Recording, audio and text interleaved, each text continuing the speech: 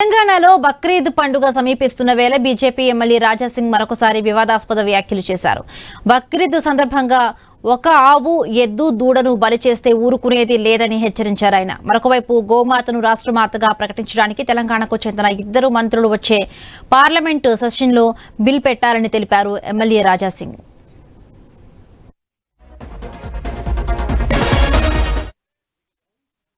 Act ఉన్నది. ఆ act ని రక్షించే బాధ్యత మీకు ఉందా లేదా?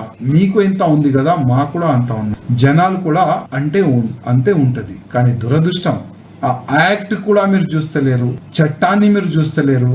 ఎవరికి మీరు భయపడి వంగి మీరు ఇట్లా ఓపెన్ గా ప్రొటెక్షన్ ఇచ్చి మొత్తం ఆవులు ఎద్దులు దూడలు సిటీలో పాస్ చేపిస్తాం. మాకైతే అర్థం అయితే లేదు. నేను మా బండి సంజయ్ గారికి, కేంద్ర మంత్రి గారు, అదేవిధంగా కిషన్ రెడ్డి గారు కేంద్ర మంత్రి, 2 మంత్రులకి నేను ఒక నివేదన చేయాలనుకుంటున్నా, ఒక రిక్వెస్ట్ చేయాలనుకుంటున్నా. మీరు ఈ పార్లమెంట్ సెషన్ లో గోమాతని రాష్ట్రీయ మాతగా ప్రకటించడానికి ఒక బిల్ పెట్టాలని మా 2 మంత్రులకి నేను రిక్వెస్ట్ చేస్తున్నా. అదేవిధంగా ప్రత్యేకంగా మోదీ గారికి మీరు రిక్వెస్ట్ చేయండి.